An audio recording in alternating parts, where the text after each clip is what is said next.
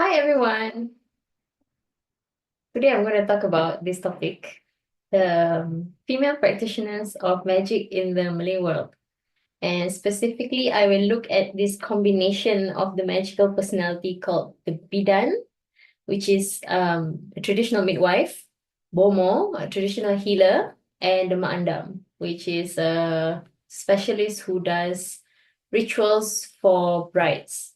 The context I'm talking about today is the Malay Indonesian world because before there was colonization, it was just something called the Malay world, right? The Nusantara. So today, because of divisions from British and colonial Dutch history, we have different countries, different nation states. So today I'm going to talk about the Singapore, Malaysia, and Riau context,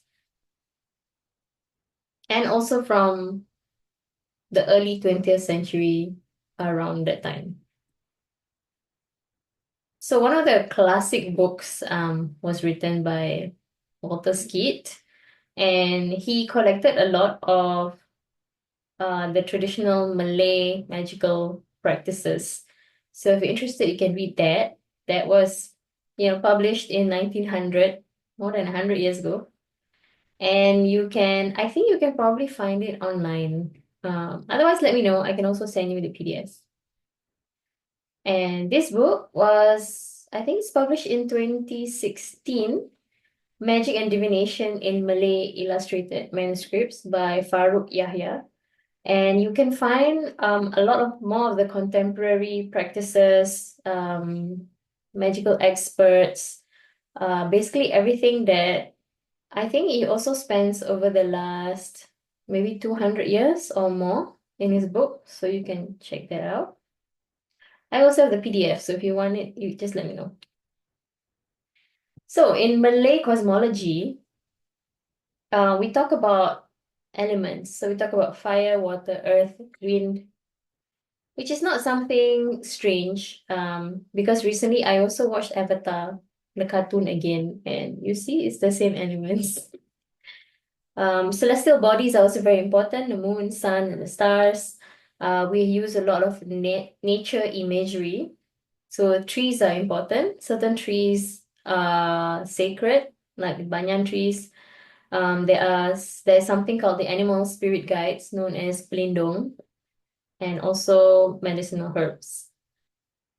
As for the body, instead of the clinical data that is used in biomedicine, like medicine today, the Malays see it more in terms of the four humors, which is something that is also found in European medieval medicine. So there's the blood, darah, phlegm, lende, bile, hempedu, and air badan, which is the bodily fluids. Of course, this is more of I don't know, maybe there are still traditional Malay healers today that see the human body in this way. I'm not sure. This is more of historical context. And also, finally, this concept of semangat. This is found in a lot of, if you read the spells that Walter Skeet collected in his book, there is this idea of semangat, which can be translated as the life force or the soul or the well-being of a human. And certain things can improve the semangat, certain things can weaken the semangat. And this concept is still being used well into today.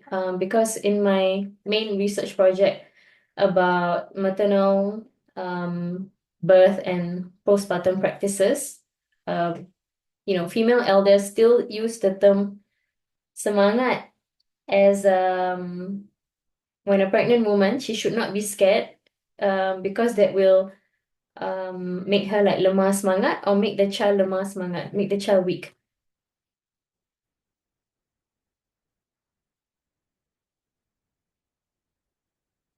So these are some terms used in Malay manuscripts that are related to magic. So in English, they are translated to magic, but in Malay, there's like 30, 40 over words. I don't even know how to exactly translate all of them, but this is found in in the manuscript of Khadijah Tong, who lived in Penyengat Island and wrote her very famous manuscript in 1911. So there's Serapah, which can be translated as a curse, Faedah, kind of a spell, but a beneficial spell, Aksam or Sumpah, which is an oath, Ayat or Tilawah, which is the use of Quranic verses, Kundang, which is something like a request or an invitation, Rajahan, a diagram. So this diagram can be Arabic letters or numbers, Doa or supplication, Guna Hubatan, a medicinal potion, Seluso, a blessing, such as in the case of air seluso, which is used well until today, where water, usually Zamzam water, water from Mecca, is there are Quranic verses recited onto it. So people today call it air seluso.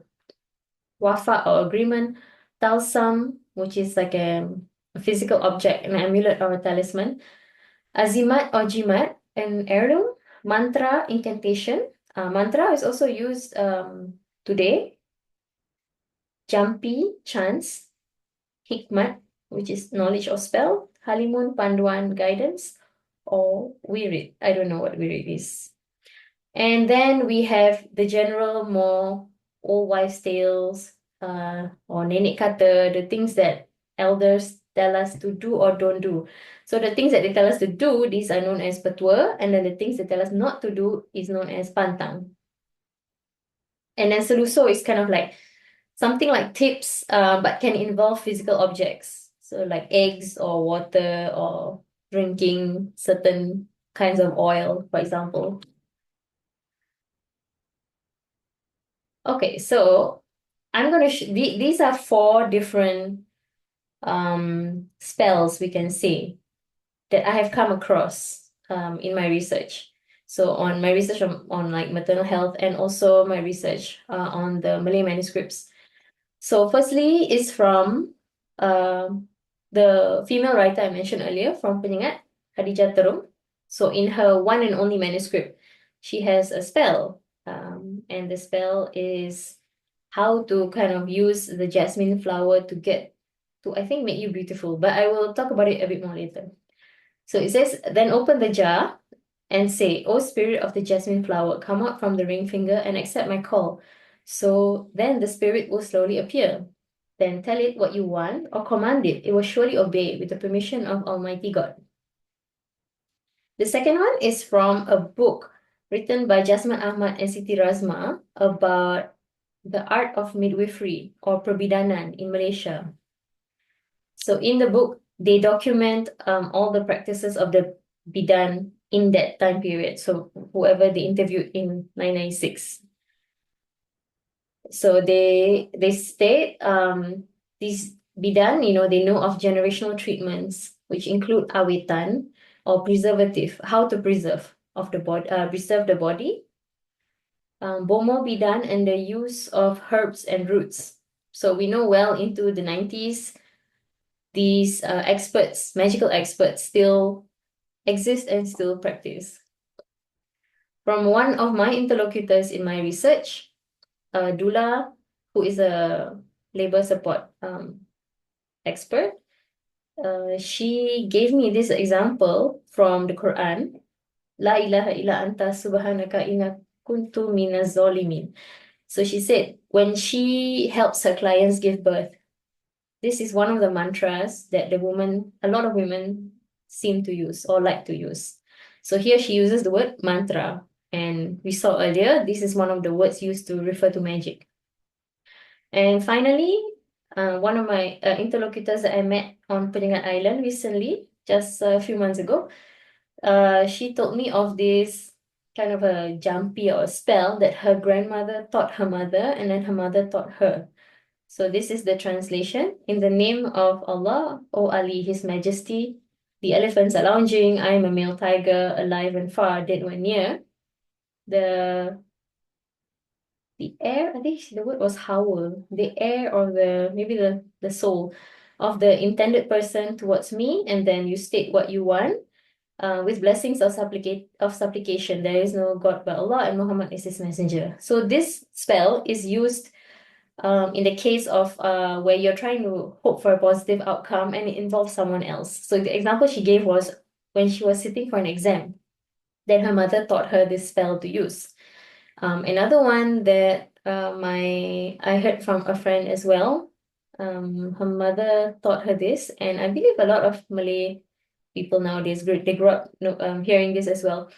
To recite the three short surahs from the Quran, the three calls, and then blow to the person that you are hoping for the outcome from. So in the Malay world, the different practitioners of magic fall under different categories. So we have someone who does healing or things to do with herbs and medicine is called a dukun or a bomoh.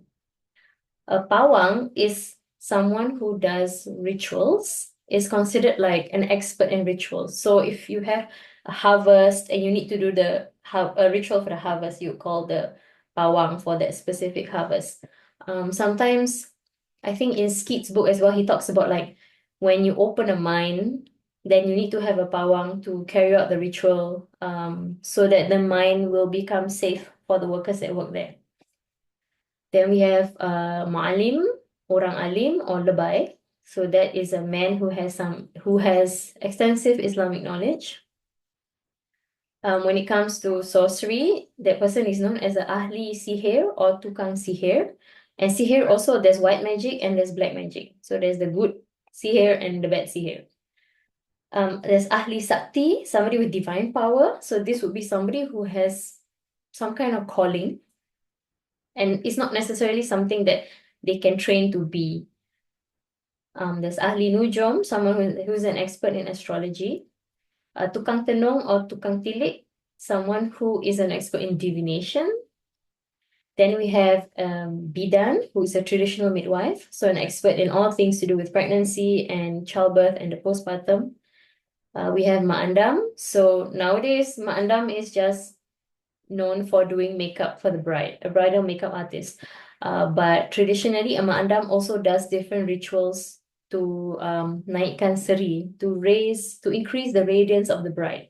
And also they do rituals to kind of prove, I think, the virginity of the bride as well. And also everything surrounding the rituals of the wedding itself. So Ma'andam is like a wedding ritualist. And then finally we have tukang urut, or someone who is or is translated as a traditional massage specialist. But tukang urut is not just an expert in massage, but also in the whole body. So for women in particular, a tukang urut knows how to, for example, like if a woman has pelvic weakness or pelvic prolapse, they will naikkan rahim, like literally raise the womb. So on the left, this is a picture of the manuscript of Khadijah Tong.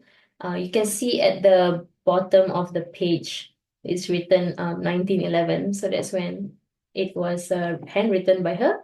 And on the right, this was me in Penyengat, able to actually see the original manuscript. And I was a little bit surprised because there was no plastic and there was no protection at all. It was only like an air-conditioned room. But all the manuscripts were laid out there. And I touched it with my bare hands.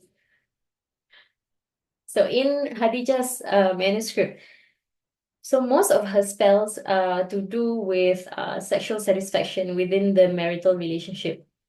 But she has just one spell, which she calls the Suluso Uri, or Suluso Anak. So Suluso is, I mentioned before, right? Suluso is something that involves a physical object, which is intended to facilitate something. So in this case, this is the charm to ease delivery of baby and placenta with the power of God. It works when written on a white plate. So these letters should be written on a white plate. Add water and give the water to the birthing woman to drink. Then her child will come out easily with the will of God. Thus, these are the letters. So you can see the letters is like the letter Alif 9 times, Ha 4 times, Jim, Wow alif, and then number 8, and then alif, alif, alif again.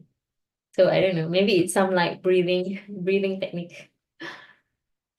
So it's quite notable that in her book with like 50 over charms, this is the only one that does not have anything to do with sex. So, most likely she probably played a role as a kind of maybe dukun bayi, which is like a healer, like baby doctor, something like that, which is different from a bidan. So a bidan would be an expert in all things normal, like how things should proceed in a pregnancy and childbirth. But a dukun bayi may be called upon if something is not happening, if something's not going right. So in this case, if a woman is in like my inference from this is that perhaps if a woman is in labor a long time, having a difficult labor, prolonged labor, and then, either the baby cannot come out, or after the baby is born, but the placenta is not coming out yet, then they may have called her to come and help. And this is her spell for that circumstance. So this is another of her spells, which is translated. The objective is to beautify the vulva and to make it irresistible for the husband. So the spell is really long and it's very detailed in terms of like, it takes like 7 weeks to prepare this jasmine oil, by the way. So, and this is just like a short part. So translated, it says, after you've prepared the flower with oil and everything, then open the jar and say, "Oh, spirit of the jasmine flower, come out from the ring finger and accept my call. Then if you accept, then God's pleasure is upon you and you will be safe. If you refuse, then upon you is the wrath of God and all his messengers and angels." So the spirit of the flower will slowly appear. Then tell it what you want or command it. It will surely obey with the permission of Almighty God. Give it the heart of your hearts. Surely all your wishes and desires will come true. And this is another spell that is called the Kundang Wulan. And the objective is to make the husband submit, like to make him fall in love with you as the wife and submit to you and your wishes and your desires. So, O bright moon, you are the creation of the creator. You do not harm and you do not benefit. And I know your source, and you are from the Hajar Aswad. And not from you comes light, but your light will always come back to Anu. In Malay, it says Anu anak si Anu, which is like the unknown person or thing, which is the child of some unknown person or thing. So you will reach them, and I am your Rasul or messenger for him. So tell him to be obedient and submit to me and my wishes if he is part of the believers, and with blessings to the Prophet. Peace be upon him. So these two spells, she talks. So firstly, it's interesting because we have the kind of Islamic aspect of it. We have like the supplication, right? This only will work with the will of God or the Prophet. And then we have the nature aspect of it, which is the moon or the flower. And then there's this like pre-Islamic animistic aspect of it, which is like Anu, so some kind of spirit. So the Malay spells are very well known for combining all these things together. Right, so here's a picture of Khadijah Tong. You can see her on the right-hand side, kneeling beside the bride. In this role, she is Ma'andam. So we know now she has definitely two roles, right? She's like Dukun Bayi. She helps the bidan in cases of prolonged labor, and she's more well known for being a Ma'andam. Like she was invited to every wedding on the island. And as far as I know, there are only about 2,000. Pause. Yeah. And as far as I know, there's only 2,000 people on the island. Not only does the makeup stuff, I mean the bridal stuff, but in Khadijah's case, she was also a dukun or bomoh. They may also do the washing of the deceased or mandi jenazah. They may also be tukang urut doing the massage, and they also provide seluso, so the eggs, water, coconut oil in order to facilitate birth or other things.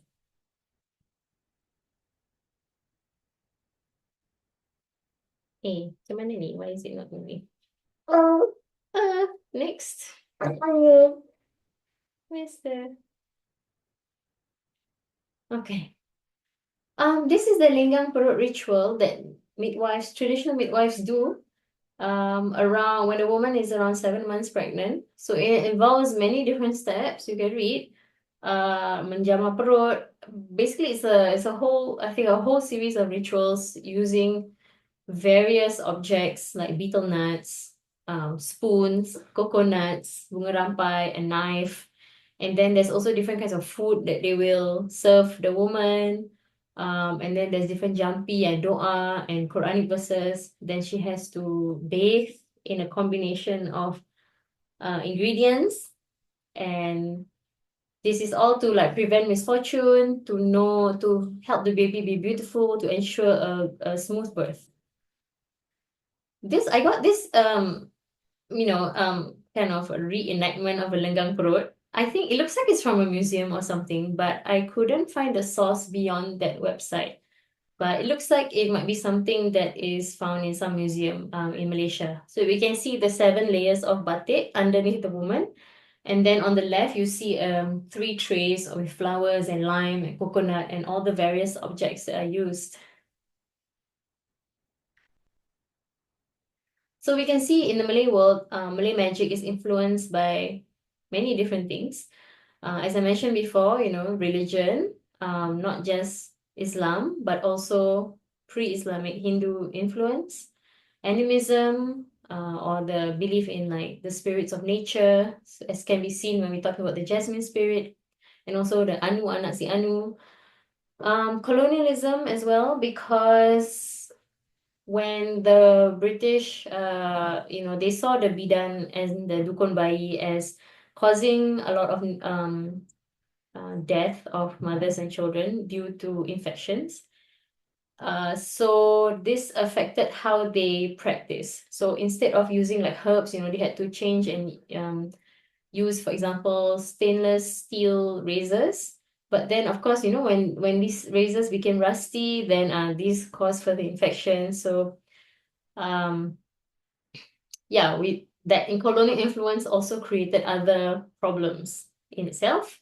And then finally, ethnomedicine or herbalism, the knowledge of natural medicine. And these are the various social functions that magic play in the lives of the Malays. Um, I'm not going to go through all of them, but just for the example of Khadijah Tong, her spells all relate to marital satisfaction, sexual satisfaction in the marital relationship. Other bidan also, as mentioned in the book by Jasmine Ahmad and Siti Razma, they talk about how bidan they can give love spells in case like a young couple is not doing well in their marriage. They can give a love potion or obat pengasih to make one party fall in love with the other party. Yeah.